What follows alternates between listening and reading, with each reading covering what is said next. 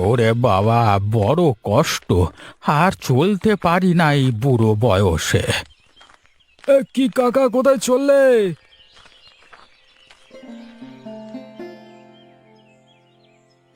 এই যে বাবা, যাচ্ছি লাল চিংড়ি ধরতে।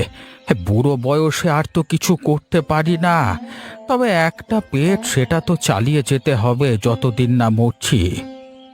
সত্যি কাকা, তোমার কষ্ট দেখলে মাঝে মাঝে আমাদেরই চোখে জল চলে আসে। আর কষ্ট পেয়ে কি করবি বল? আমি তো নিজেই অনেকটা অভ্যেস করে নিয়েছি। কষ্ট হয়, তবু কি আর করব বল? যতদিন বেঁচে আছি কষ্টটা তো কিন্তু এ সময় লাল চিংড়ি কি তুমি পাও? অনেক দিন তো হয়ে গেল পাইনি, কিন্তু তবু তো আশা ছাড়লে চলবে না রে। যদি আশা ছেড়ে দিই তাহলে তো না খেতে পেয়ে শুকিয়ে মরব। তার থেকে ভালো এই একটা আশা নিয়ে বেঁচে আছি। সাবধানে থেকো কাকা, দৌড়াদৌড়ি করতে গিয়ে এই বুড়ো বয়সে যেন আবার হাত পা না ভাঙো। চেষ্টা করি সাবধানে ধীরে ধীরে রাস্তাঘাট চলবার। হাত পা ভাঙলি বার কে দেখবে বল? আমার কি কেউ আছে? কোনো বিপদ হলে আমাদের জানাবে, আমাদেরকে। তোরা সবাই যে আমাকে এত ভালোবাসিস সেটাই আমার একমাত্র অবলম্বন। তুমি চিন্তা করো না একদম, সবাই তোমাকে খুব ভালোবাসে। কোনো বিপদে পড়লে জানিও। ঠিক আছে রে বাবা, ঠিক আছে। আমি এখন আসি, কেমন? ধুর বাবা, ওপরওয়ালার কি খেলা! আজকেও একটাও কিছু ধরতে পারলাম না। বাড়ি গিয়ে আজ থেকে বোধহয় উপোস করে মরতে হবে। ও কাকা, কি মনে মনে বলতে বলতে যাচ্ছ গো?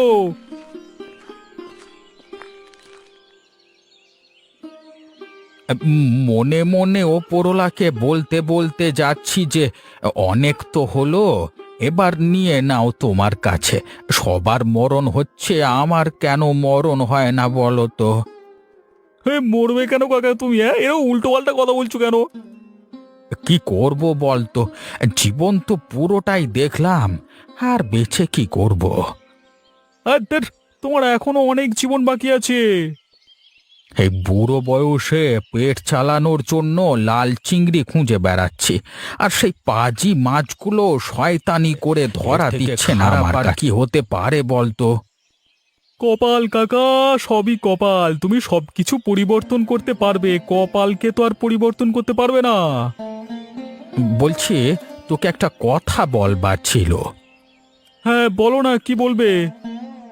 কিছু টাকা দে না বাবা, অন্তত যাতে এক দুবেলা পেটে একটু খাবার দিতে পারি। ঘরে চাল ডাল কিছুই নেই, না হলে শুধু জল খেয়ে খেয়েই মরতে হবে। এ বাবা, কাকা আমার কাছে তো একদম পয়সা নেই গো এখন। তুমি বাড়ি যাও, আমি কিছু একটা ব্যবস্থা করছি। কি আর ব্যবস্থা করবি তুই?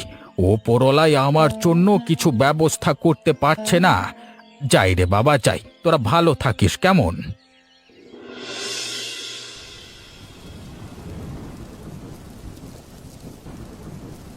হ্যাঁ, মনটা খুব খারাপ হয়ে আছে বুঝলে। কেন গো, কি হয়েছে? আজকে ওই হরিপদ কাকাকে যে অবস্থায় দেখলাম, সত্যি এরকম অবস্থায় যে মানুষ বাঁচতে পারে সেটাই বিশ্বাস হয় না। সত্যি ওই মানুষটাকে দেখলে আমারও চোখে জল থাকে না। কত কষ্ট করে রোজ মানুষটা, কিন্তু দিনের শেষে আর খেতে পায় না। জানো তো, আজকে আমার কাছে কিছু টাকা সাহায্য চাইছিল। এমন ভাবে চাইছিল যেন ভিক্ষে চাইছে। আমার এত কষ্ট হচ্ছিল না, কিন্তু কিছু করতেও পারলাম না। আমার কাছে একটা টাকাও ছিল না। তার মানে হয়তো আজকে মানুষটা সারাদিন না খেয়ে কেটে গেছে। কালকে তুমি গিয়ে কিছু টাকা দিয়ে এসো তো। সেটা তো দেবই, কিন্তু তার সাথে দেখে আসবো যে কেমন আছে। তার উপর দিনে দিনে বৃষ্টি বাড়ছে, এই বৃষ্টির মধ্যে ওর আরো সমস্যা হবে। এমনিতে যেরকম ছোট ছোট মাছ ধরে পেট চালায়, বর্ষার দিনে আরো মাছ পাবে না। কি করে যে চালাবে কে জানে। ওপরওয়ালা কেন যে এই মানুষ জানে। সেজন্যই মানুষের একটা সময় পরে বোধহয় চলে যাওয়াই ভালো।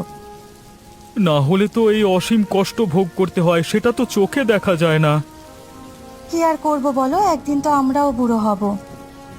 সেই জন্যই স্বার্থপরের মতো না থেকে যতদিন মানুষটা আছে ততদিন মানুষটার সেবা করা উচিত একটু হলেও। আমি কালকেই যাব।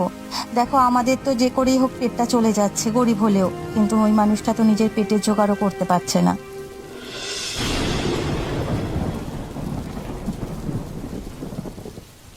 হায় হায় ঈশ্বর, আমি তোমার কাছে সারা জীবন কি পাপ করেছি। সারা জীবন সৎ থাকবার মূল্যটা কি এই? এভাবে দিনের পর দিন বুড়ো বয়সে না খেতে পেয়ে থাকতে হবে আমাকে। এর থেকে মরণ কেন হয় না সেটা বলতে পারো? ও কাকা, এরকম মাথায় হাত দিয়ে বসে আছেন কেন? কে নীলিমা? আর কি করব মা, খুব কষ্টের মধ্যে আছি গো। কোনো চিন্তা করতে হবে না। আপনি কাল রতনের থেকে টাকা চেয়েছিলেন, আমি দিতে এসেছি। অল্প কিছু টাকা বাঁচিয়ে রেখেছিলাম আমাদের গরিব সংসার থেকে, সেগুলোই আপনাকে দিচ্ছি। অন্তত কয়েকটা দিন আপনার চলে যাবে।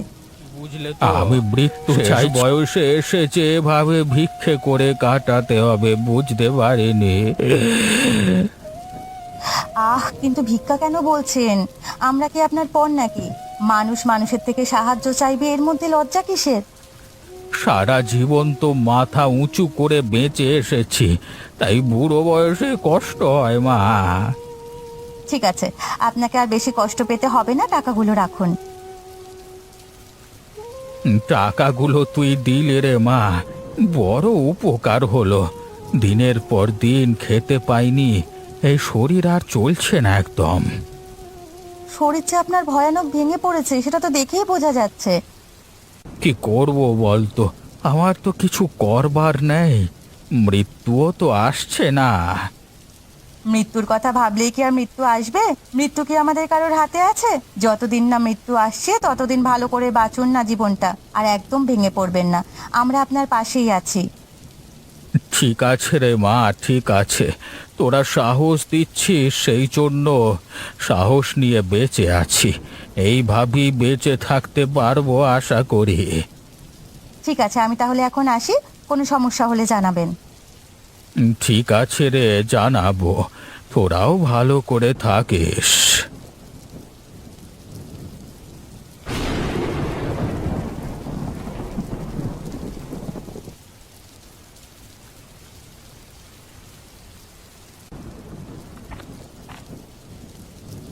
কি গো, আমার তো চিন্তায় ঘুম আসছে না। কাল রাতেও ঘুমোতে পারিনি। বৃষ্টির কথা বলছো তো? হ্যাঁ, দেখো না, চারিদিকে জল জমে একেবারে পুকুর হয়ে গেল। সব তো ডুবেই গেছে দেখছি, আমাদের ঘরও তো অর্ধেক ডুবে গেছে। কিন্তু আমাদের চিন্তা আমাদের ঘরের জন্য নয়। তাহলে কিসের কথা ভাবছো? এই যে গ্রামের সব থেকে অসহায় মানুষগুলো, ওই যে হরিপদ বাবু, ওনার জন্য। ওই মানুষটাকে যে দেখার কেউ নেই। তার উপর এই বৃষ্টি বন্যার দিনে যে কি করে জীবন কাটাবে কে জানে। ওই যে মাছ ধরে কাটায়, সে মাছও তো পাবে না। সেটাই তো ভাবছি, টাকা পয়সা থাকলেও কোথায় গিয়ে যে বাজার করে আনবে? যা শরীরের অবস্থা, এই জল ভেঙে কোথায় যাবে? আমরাও চাইলে কোনো সাহায্য করতে পারবো না। আসলে বুড়ো বয়সে একা থাকলে যা হয়, সঙ্গে যদি কেউ থাকতো তাহলে এতটা চিন্তার হতো না। সেটাই তো ভাবছি, মানুষ যে কি করে এত অসহায় হয়। সব ওপরওয়ালার হাতে, তিনি যা চান তাই হয়। কিন্তু মানুষটাকে তো দেখেছি সারা জীবন, কোনো পাপ করেনি। তাহলে এই বুড়ো বয়সে এসে এত কষ্ট কেন পাচ্ছেন? আমরা কি আর সেই প্রশ্নের উত্তর জানি? সেই প্রশ্নের উত্তর জানেন ওপরওয়ালা। দেখা যাক, সবকিছু যখন তার হাতে, সব তিনি হয়তো বিচার করবেন।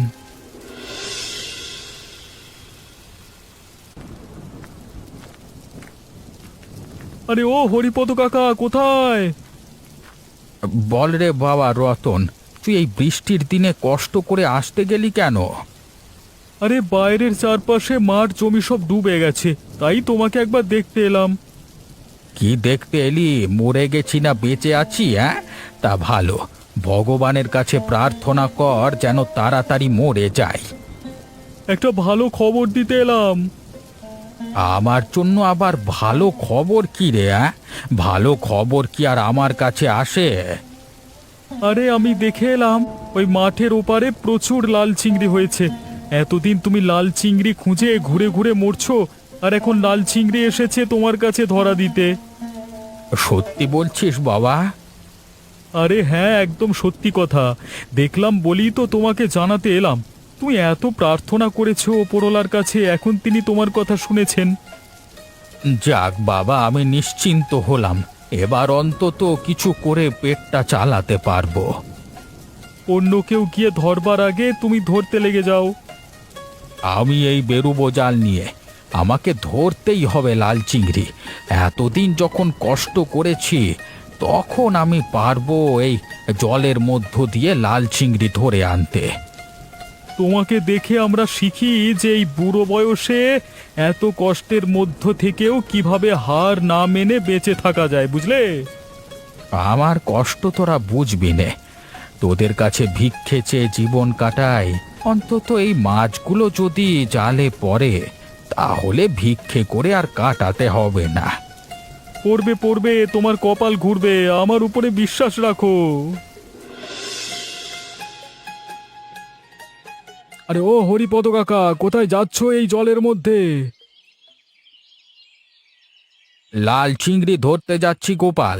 রতন আমাকে বাড়ি বয়ে এসে বলে গেল মাটির ওপারে অনেক লাল চিংড়ি হয়েছে, তাই যাচ্ছি।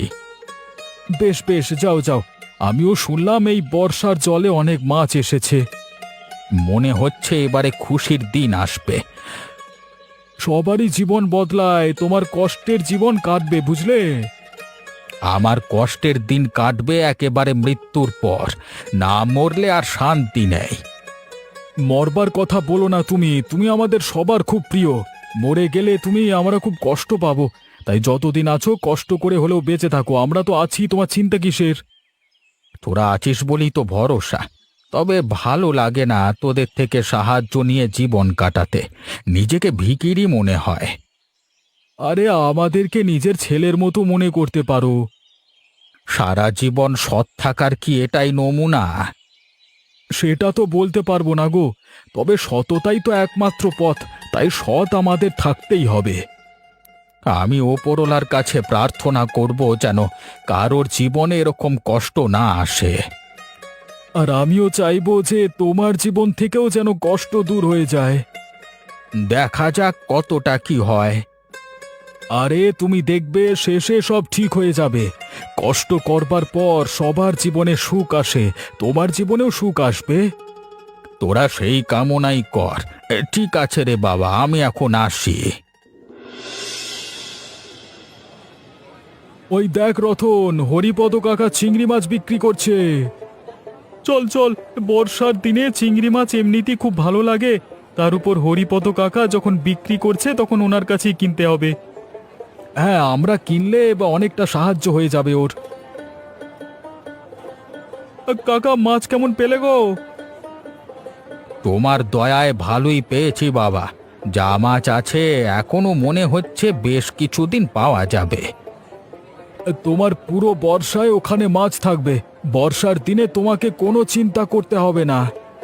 তোমাকে যদি বাজারে কেউ কোনো সমস্যা করে আমাকে বলবে, শুধু আমি তোকে বুঝে নেব, ঠিক আছে? আমার মতো বুড়ো মানুষকে আর কে বিরক্ত করবে বল? আমি তো আর কারোর সাথে কোনো ঝামেলা করতে যাচ্ছি না। আমি শুধু নিজের পেট চালানোর জন্য ব্যবস্থা করছি। হ্যাঁ, তোমার এই বয়সে পেট চলে যাওয়াটাই অনেক। যত যাই হোক, তোমার কষ্টটা তো দূর হবে একটু। দুবেলা দুটো নুন ভাত যদি পেটে জুটে যায়, তাহলে আর কিছু চিন্তা নেই। সেটাই হচ্ছে আসল কথা। এর থেকে বড় আর কি হতে পারে বলো? তবে তোরা আছিস বলে ভালোবাসা জীবনটা কেটে যাচ্ছে। এবার দাও দেখি, মাছ দাও বেশি করে। আমাকেও মাছ দাও, আজকে বাড়িতে জমিয়ে চিংড়ি মাছ খাওয়া যাবে বর্ষায়। আমার খুব আনন্দ হচ্ছে আজকে। অনেক দিন পর সাহায্য না চেয়ে নিজে খেটে দুটো পয়সা অর্জন করতে পারছি।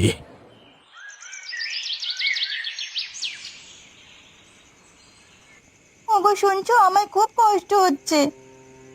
কি হয়েছে তোমার? এ কি, এত রাতের বেলায় তোমাকে দেখে মনে হচ্ছে খুব শরীর অসুস্থ হয়ে পড়েছে। আমার শরীরের ভিতরটা কিরকম যেন হচ্ছে, গা গুলোচ্ছে, মাথা ঘুরছে। কেন হঠাৎ করে এরকম হলো কেন? কিছু উল্টোপাল্টা খেয়েছো নাকি? বুঝতে পারছি না ঠিক, তবে আমার মনে হয় ওই লাল চিংড়িটা খেয়েই যত সমস্যা হয়েছে। আমার শরীরটা যেন কিরকম লাগছে। আমার মনে হচ্ছে চিংড়ি মাছটা ঠিক ভালো নয়, বুঝলে? এবারে কি হবে গো? হরিপদ কাকা মাছ বিক্রি করছিল বলে তো আমরা আনন্দ করে নিয়ে এলাম, কিন্তু সেই মাছ খেয়ে যদি এখন শরীর খারাপ হয়ে যায় তাহলে তো সেটা ভালো কথা নয়। সেটা তো বুঝতে পারছি না আমি। কালকে সকাল হলে বোঝা যাবে, কারণ রতন নিজেও কিনে নিয়ে গেছিল। তুমি একবার রতনের সাথে কাল দেখা করে পুরো বিষয়টা বলো। যদি সেরকম হয়, হরিপদ কাকাকে বলতে হবে মাছ বিক্রি বন্ধ করবার জন্য। ওর বেঁচে থাকবার জন্য তো কারোর শরীর খারাপ হবে এটা মেনে নেওয়া যায় না। এমনিতেই আমি তোমাকে ভালোবাসি সব থেকে বেশি, তোমার কিছু হোক সেটা তো আমি কখনই মেনে নিতে পারবো না। তুমি কিছু একটা ব্যবস্থা করো, আমি ঠিক হয়ে যাব তো। আজকের রাত অপেক্ষা করো, কালকে সকালই আমি ব্যবস্থা করছি। অন্তত একটা কবিরাজ ডাকবো, তারপর দেখা যাবে কি হয়।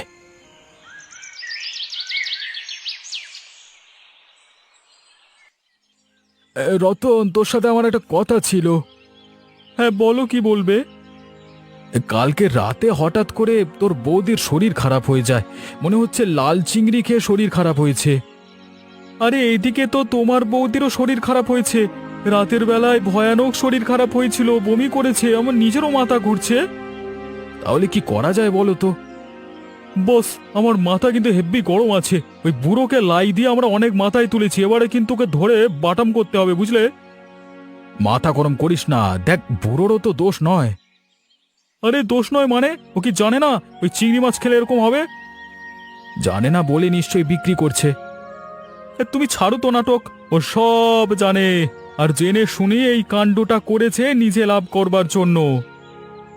তাহলে কি করবি ভাবছিস? হ্যাঁ, শিক্ষে দেব ওকে ভালো করে, আমি ওর ব্যাপারটা দেখে নেব। তুমি গ্রামে একটা বিচার সভা রাখো, তারপর দেখছি ওকে কি করে শায়েস্তা করা যায়। ঠিক আছে, যেটা ভালো বুঝিস কর। আমারও মাথা গরম আছে, আমারও সহ্য হচ্ছে না। এই বুড়ো, তোমাকে অনেক মাথায় তুলেছি, এবার একটা পরিষ্কার করে কথা জানতে চাইছি। যেটা জিজ্ঞেস করছি পরিষ্কার উত্তর দেবে, কোনো নাটক করবে না। তোমরা বলো কি বলবে বাবা, যেটা জানি সেটাই বলবো। তোমার লাল চিংড়ি যে বিষাক্ত সেটা আমাদের আগে বলনি কেন? তোমার চিংড়ি খেয়ে গ্রামের লোকের শরীর খারাপ হচ্ছে, আমাদের বাড়ির বউয়েরা অসুস্থ হয়ে পড়েছে।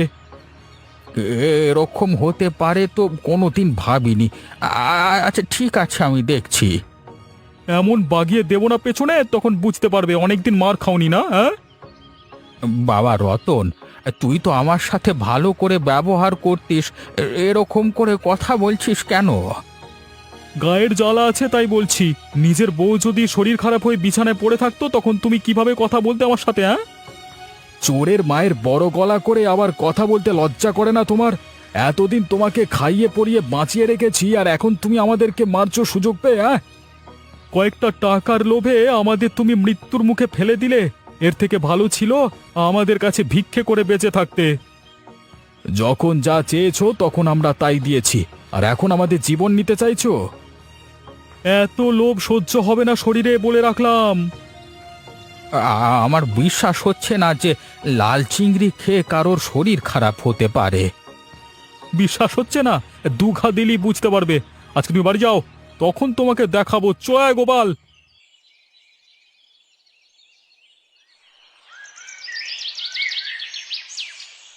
এই বুড়ো, এই দাঁড়াও, তুমি কোথায় যাচ্ছ?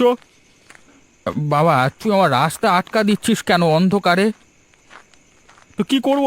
তোমার তো বিশ্বাসই হচ্ছে না যে লাল চিংড়ি খেয়ে শরীর খারাপ হয়ে যাচ্ছে। নিশ্চয়ই কোথাও কিছু একটা গন্ডগোল হয়েছে, আমাদের ভাবতে হবে। কোনো কিছু ভাবতে হবে না তোমাকে। পুরো ঘাটের মরা শ্মশানে যাবার বয়স হচ্ছে, নাটক হচ্ছে। এই তোমার নাটক আমি বার করছি। আমাকে তুই কি করতে চাস? ইচ্ছে করছে তো কিছু করতে, কিন্তু শুধুমাত্র তোমার। বাবা গো, মরে গেলাম। ওরে রতন বাবা, আমি তোর পায়ে পড়ছি রে। আমার না জেনে হয়তো ভুল হয়ে গেছে, আমাকে ক্ষমা করে দে। একটা পরিষ্কার কথা কান খুলে শুনে রাখো। কালকে গোপালদের বাড়ির সামনের মাঠে বিচার সভা হবে, সেখানে চলে আসবে সকালবেলায়। সেখানেই তোমার বিচার হবে, এবং সেই বিচারে যা সিদ্ধান্ত হবে তোমাকে সেটাই মেনে নিতে হবে। আমি জানতাম এরকমটাই হবে। আমার কপালে কোনো দিন সুখ সইবে না। তোমার সুখের নিকোচি, তুমি যেটা করেছো এখন সেটার ফল ভোগ করো। ঠিক আছে, আমি পৌঁছে যাব। তারপর ওপরওয়ালা কপালে যা লিখে রেখেছে সেটা তো মেনে নিতেই হবে। গেলাম এখন। এতদিন মরতে চেয়েছিলে, এবার তোমার মরার রাস্তা আমি বানাবো।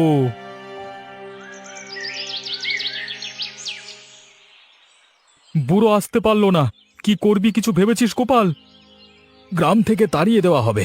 গ্রামের মোড়লের কাছে আমরা যাব আজকে বুড়োকে নিয়ে, তারপর ওর পেছনে লাথি মেরে গ্রাম থেকে তাড়াবো। কালকে তো দিয়েছি দুঘা। বেড়েছিস তুই? না হলে গায়ের জ্বালা মিটছিল না। দেখলে তো কি শয়তান, আমাদের কথা স্বীকার করতেই চাইছিল না। শেষ পর্যন্ত স্বীকার করলো। বাধ্য হয়েছে স্বীকার করতে। দেখা যাক আজকে সে কি বলে। যাই বলুক, আমাদের সমস্যা যদি সমাধান করতে না পারে তাহলে এই গ্রাম থেকে তাড়াতেই হবে ওকে। অনেক উপকার করেছি ওর, আর নয়। বাবা, আমার একটা কথা ছিল তোমাদের সাথে। নতুন করে কি আর কথা বলবার আছে তোমার? শুধু এটুকু বলতে চাইছি, আমি তোমাদের সমস্যাটার একটা সমাধান করেছি। কি সমাধান করেছো? এমন কিছু কি করেছো যাতে যাদের শরীর খারাপ হয়েছে সেটা ঠিক হয়ে যাবে? এই লাল চিংড়ি এমনিতে খাওয়া খুব উপকার, কিন্তু এগুলো শুধু এমনিতে খেতে নেই। কচু পাতার সাথে তরকারি বানিয়ে খেতে হয়, অথবা কচু পাতার সাথে মিশিয়ে খেলে তখন আর কোনো রকম শরীর খারাপ হয় না। কি বলছো কি তুমি? ঠিকই বলছি। আমি কালকে জানতে পেরেছি এই কথা। তারপর আমি নিজে কচু পাতার সাথে মিশিয়ে খেয়েছি এবং আমার কিছুই হয়নি। তাহলে তো আমাদের দিয়ে একটা বড় ভুল হয়ে গেছে। তাহলে আমাদের ক্ষমা করে দাও কাকা। তোদের দোষ নেই রে, তোদের এখন রক্ত গরম। তোদের জায়গায় থাকলে আমি হয়তো আরো ভয়ানক কিছু করতাম। আমাদের ক্ষমা করে দাও। আমরা তো এত কিছু জানতাম না, তাই তোমাকে অপমান করে ফেলেছি, তোমার গায়ে হাত তুলেছি। তোমাকে এত ভালোবেসে যে অপমান করেছি সেই গ্লানি আমার মন থেকে কোনোদিন যাবে না। তবে এবার থেকে আমরা আবার মিলেমিশে থাকব এবং লাল চিংড়িকে কচু পাতার সাথে মিশিয়ে খাবো। বর্ষার দিনে আবার তুমি মাঠের জমি থেকে লাল চিংড়ি ধরে বিলের হাটে বিক্রি করবে আর আমরা আনন্দ করে কিনবো।